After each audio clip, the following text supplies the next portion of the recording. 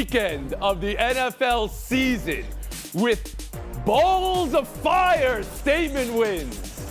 Buffalo blitzing KC. Steelers solving Baltimore. If you're on the Lions, stay on the Lions. I'll say this, most excited I've been for your power rankings in years. Let's go around the horn.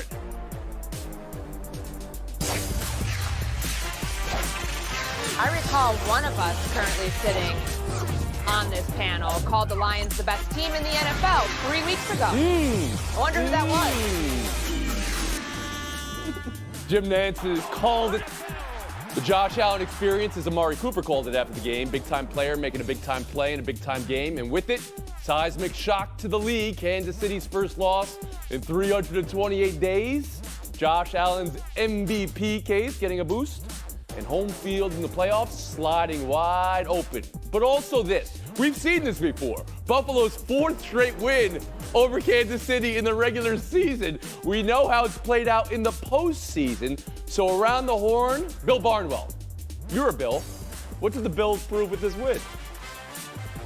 They proved that they might have a formula that can be sustainable against the Chiefs with this defense. This defense that does not have L'Jarius Sneed, that has issues at cornerback, that might only have one great pass rusher in Chris Jones. And it comes down to what Josh Allen does not do, and that is take sacks. There have been 2 games in the last 3 years where a quarterback has gone up against the Steve Spagnuolo Chiefs and not been sacked. They are both Josh Allen performances, one of which was yesterday. Look at those 2 touchdown passes in the fourth quarter. Both the same offensive concept, or touchdown pass, touchdown run. Both the same offensive concept, mesh, a man-beater play. First play, the Chiefs play cover 0. They rush 6 people, and it is an opportunity for Josh Allen to hit an open receiver in man coverage for a touchdown. Final play of the game, the Chiefs are in zone coverage. They get the exact coverage they want against that play. Josh Allen still breaks the coverage, runs for a touchdown. If you have answers against Steve Spagnuolo when he blitzes you and when he doesn't blitz you, that is a problem. Josh Allen, the man beater, is what you just said, Bill Barnwell. Marcel Louis-Jacques, the statement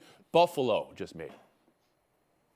You know, Tony, I see too many detractors saying that this was the Bills' Super Bowl. But like you said, we've seen them beat Kansas City 4 times now in the regular season. Yeah. Like, this isn't their Super Bowl. They knew that they could do this, but it was how they did it. When you look at their losses in the playoffs, it's not a talent discrepancy. It's a game management discrepancy. And Sean McDermott looked so much more convicted last night than he has in the postseason. When you look at the final drive before the first half ended, they ran 3 minutes off the clock, kick a field goal, make sure Mahomes and Andy Reid, they have no shot at scoring before the end of the half. And then, of course, the 4th and 2 play. I know Tyler Bass has struggled this season, but conservative Sean would have kicked that field goal. This time around, he said, look, we got one of them ones, too. Josh Allen is a unicorn in his own right. That play had a 1.2% chance of scoring, according to Next Gen Stats. But that's the beauty of Josh Allen. When he's got the ball in his hands, you can pump those numbers up, buddy, like Matthew McConaughey in Wolf of Wall Street. Pump those up, man. I am impressed by Sean McDermott's growth after last night. Harry Lyles Jr., the statement the Bills made in beating Kansas City yesterday. Somebody had to beat Kansas City eventually, right? Like every week it seems like we come on this show and it seems like they have put the opportunity on the table for a team to take. Buffalo finally took it. However, I don't know how much more we have learned from the Bills just yet, for as much as the positives that we saw out of them in this game that both Bill and Marcel mentioned. We know this about Buffalo. They don't have an issue beating Kansas City in the regular season. I think since 2018, they're 4-1. Defensively, they're only giving up just under 21 points. But when January rolls around, they are 0-3. They are giving up over 35 points per game. So the thing that I still want to see from Buffalo, I hate to be that guy because I hate this guy, but you still got to do it in January when it matters the most, and they haven't done that yet. But they couldn't do that yesterday, and you know this. Courtney Cronin, around the horn to you on the statement made yesterday by Buffalo.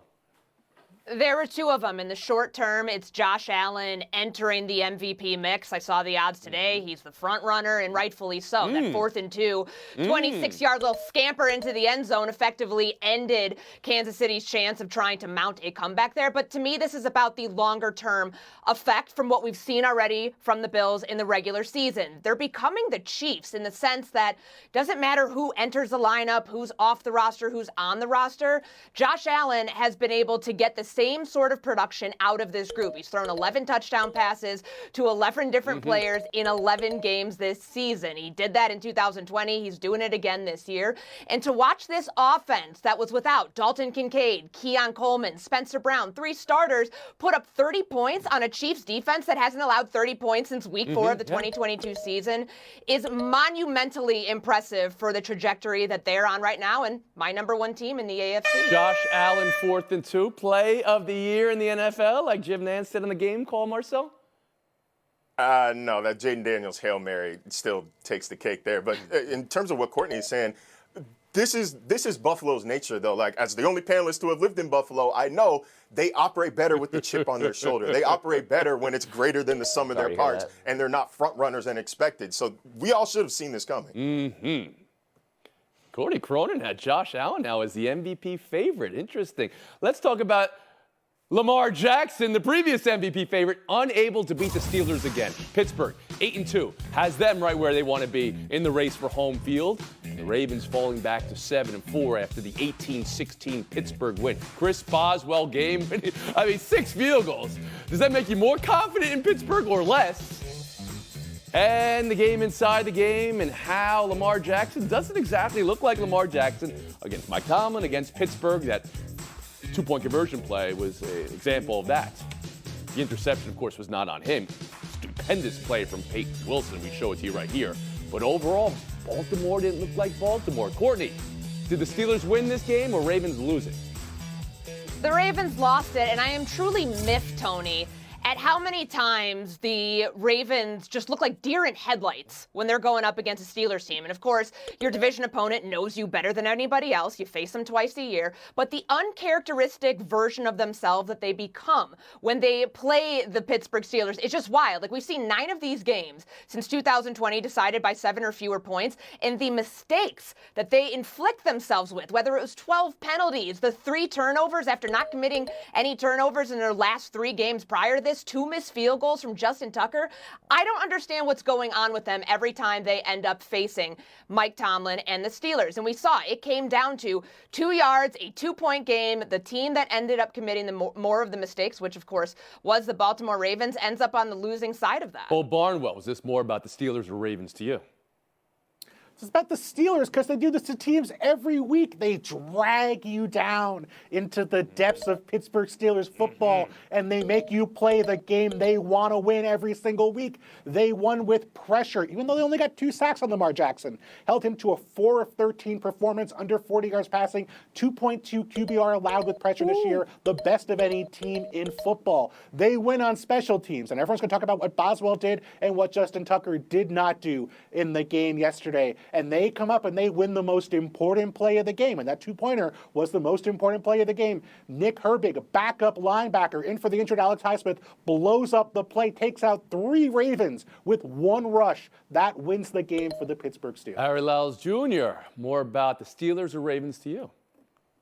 As much as I want to agree with Bill, dude, the Steelers didn't do anything with the opportunities that the Ravens were giving them. The fact that they turned it over 3 times and turned it into 6 points, like, I just watched Jared Goff throw 5 picks and still win a football game. The fact that the Steelers kept the door open them for so long, Lamar Jackson had his worst completion percentage in 3 years. Like, this was a game that if you are the Baltimore Ravens, we've seen what we've seen out of you this season. Your defense has been the problem. That wasn't your issue on Sunday. The issue was that your offense was anemic. They couldn't do absolutely anything. Derrick Henry had his first fumble in 538 touches. Like, they left this one open for you. If you are Baltimore, you had every opportunity, despite all of your terrible mistakes, to still win this football game. They didn't do it. So, yeah, this one's on the Ravens. Marcel Louis-Jacques.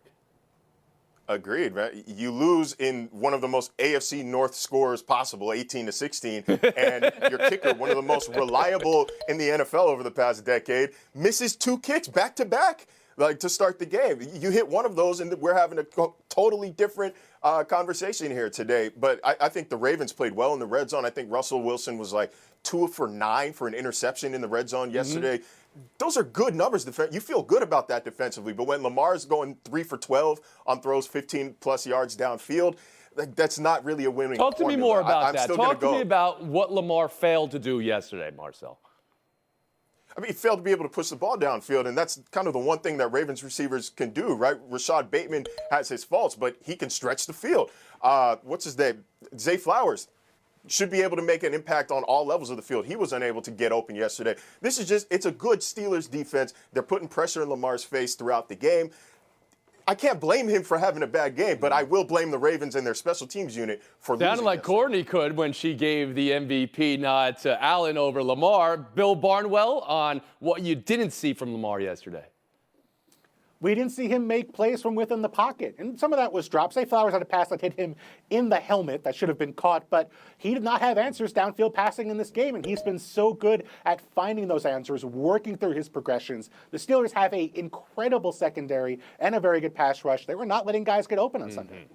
All right, you teased us, Courtney, with your power rankings in the AFC. You've got Buffalo 1, but allowed you to expound right now. Got Buffalo number 1, Kansas City 2, the Steelers at 3, Ravens at 4, and the Chargers at 5. And obviously, Buffalo is 1 game behind Kansas City in the standings, but that critical tiebreaker is now one that they own. So Marcel Louis-Jacques, power rank me. Yeah, I think Buffalo is, I said this in September that they are the best team. Oh, in the everybody's AFC. saying But I had it think- before. Okay, I hear what's happening here. But I don't think this is a scenario like in the NFC where there's a clear-cut favorite. Like that conference is going through Detroit. You might as well book tickets now if you think your team's going to the NFC Championship game. You're going to Detroit. But here, every contender has its flaws and has a team that it probably doesn't want to see. Like the Ravens don't want to see the Chiefs. The Bills don't want to see the Ravens. The Chiefs probably don't want to see the Bills after what we saw last night. Like the parity in the AFC is exemplary right now. Harry Lyles Jr. I think you have to go Buffalo 1 based on what we saw yesterday. I would still put Kansas City at 2. I think Pittsburgh is a comfortable 3 because me and Bill Barnwell mentioned it first last week that Pittsburgh looks like the most complete team, even though they did not look great even in that win yesterday. I think I'd go Baltimore 4 and then the Chargers at 5. And Bill Barnwell. Give me Chiefs 1. I still believe in them, even though they lost yesterday. I'm going to look back 1 week of a loss to a good team. Bills 2, Steelers 3. I'll go Chargers ahead of Ravens at 4. The Chargers are a team I was on in September. Fire Cell is next. shocked by that answer. Chargers 34, Bengals 27. Did they try to Charger? Maybe, blowing that 21-point lead. But also maybe Harbaugh-infused version of chargering is to make you think it's the same ranking. Cincy to 14% in the FPI. Harry, outcome more about the Bengals or Chargers last night? For me, it's about the Bengals. To me, it kind of captures their really weird season. You know, every year we see there's two teams on different sides of one spectrum who performed really well in one-score games and who performed really bad. Well, the Chargers are 1-6, or not the Chargers, the Bengals are 1-6 in one-possession games this year. They're tied with the worst with Jacksonville. As far as Joe Burrow, 3,000 yards and 25 touchdowns through 11 games. There is one team that has been 4-7 with a quarterback with those stats, and it is the Cincinnati Bengals. It's just a weird and terrible season for them, and to me, last night I thought captured it very well. Marcel Louis-Jacques. I think it's more about the Chargers, and there's a psychological aspect to it. Joey Bosa, I think, we saw after the game, told reporters that he was telling teammates, he's the longest tender Charger, he's telling teammates that there's this cynical feeling in games like this from scars of years past. But it would appear that Jim Harbaugh might have cured chargering, and they might have just given it to the Bengals by osmosis there last night. But man, I feel like as a family, we all watched Justin Herbert tear that field up last night. 12.3 air yards per attempt, man. And I don't think there was an arc on any of them. It was just laser after laser after laser. That's exciting football when that guy is hooping. Barnwell. Yeah, the way to not charger or not do chargering is to not getting close games, and the Chargers have done that for most of this season. This is really only their third close game of the entire year. They have the fourth best point differential of any team in the National Football League. And there is a reason why I think the Chargers struggled late in this game beyond just their history. It was the pass rush, which didn't have Khalil Mack, had Joey Bosa playing his first starter snaps since week 1. He's been a part-time player or injured the entire year. Pass rush got tired as the game wore on, and that let the Bengals back in. Hopefully the rest of the year we get Mack back, Bosa playing healthier, pass rush lasts until the fourth quarter. And you believe in this Chargers team if they're full like that. Courtney Cronin, around the horn to you. The only reason we've talked about the Bengals with such conviction this year, and even, giving Joe Burrow a shred of confidence. All they need to do is get to 10 wins is because the way they play for about 3 quarters in these games and then find I guess we'll call it bangling, if that's fair, because it's a charging verb, and it makes sense here given what they did to lose this game down the stretch. Burrow's the only quarterback in NFL history in back-to-back weeks to throw for 300-plus yards, 3 or more touchdowns, 0 interceptions, and to lose both of those games in regulation. It's confounding Is that to right? see a team Say that with again. this much talent on offense NFL history. in these many one-score games and losing most of them. In NFL history, 300, back-to-back games to lose both of them. First in NFL history? Wow. We'll move on. Buy or sell to blah. If Eberflus electing for the 46-yard attempt and not get a little bit closer in that last minute, maybe you want to talk on that, Courtney, or the positive signs from Caleb, or the loss again. I'll focus on the positives. Caleb Williams looked like a different quarterback out there, and the change from Shane Waldron to Thomas Brown, you could start to see the pieces of this offense manifest itself in a positive manner very quickly, and that was Caleb Williams more decisive with whether it was throwing the ball, getting the ball out quickly, or running the ball too. Career high 70 rushing yards for him.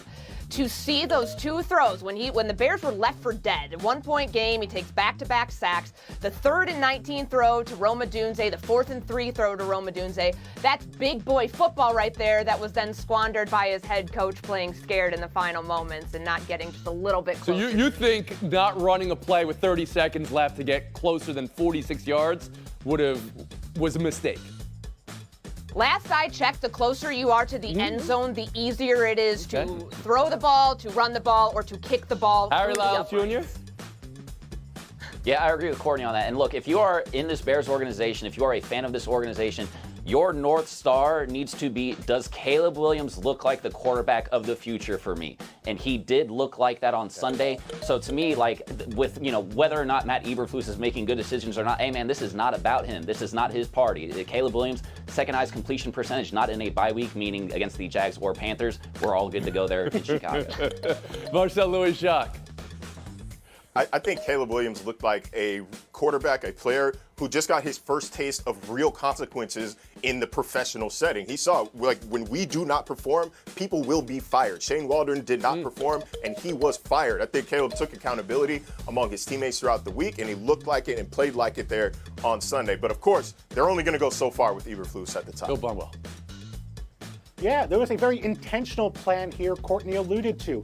2.44 seconds time to pass for Caleb Williams, average in this game, his fastest of the year. He was 26th on that stat heading into this week. Sometimes it was one and go. It was one read and then I'm going to scramble, and that was successful. For Bears fans, most of the Bears fans I know want Caleb to play well and Eberflus to get fired. This was kind of their ideal outcome in both ways. Yeah. I just don't know how much of a difference statistically there is between a 46-yarder and a 42-yarder if they had run a 3-yard play. Yeah. Clearly, the Giants have some concerns about that $23 million of injury guarantee in his contract that would come due if he couldn't be ready this offseason or at the start of training camp. And so they make the move to jumpstart the offense, and they hope that Tommy DeVito can bring a similar spark to their offense this year that he did last year when he won 3 straight games. Meanwhile, Nick Bosa, the 49ers defensive end, suffered a new hip injury yesterday that prevented him from finishing the game. Was not on the field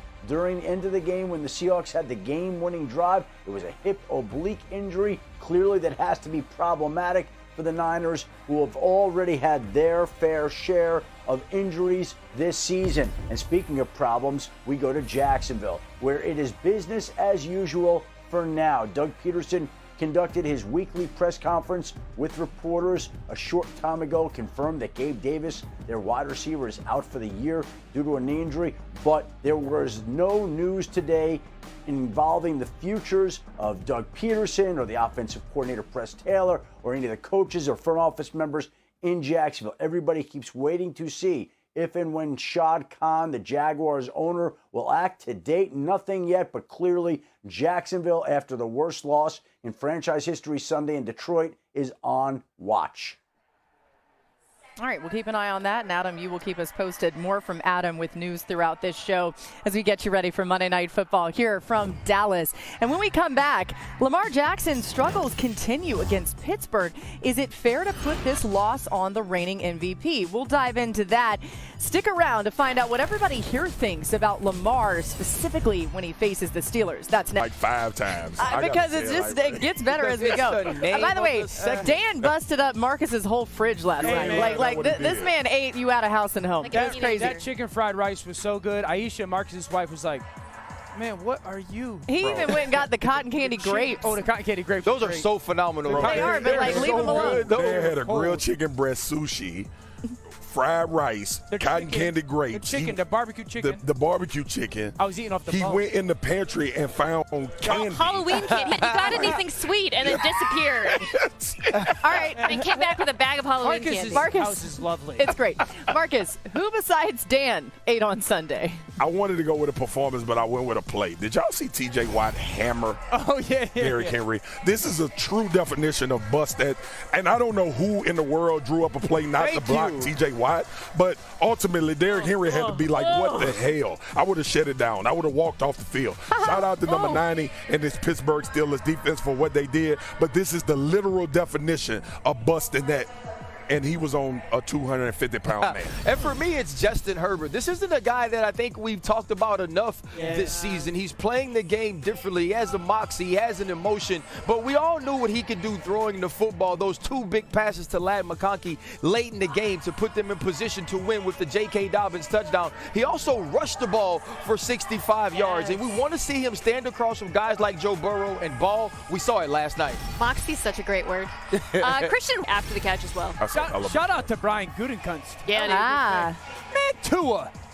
Tua's realistically like a penalty away from being 3-0 since he's come back. We've seen him get outside 4-6. They're back in the mix. The AFC's not very good this year.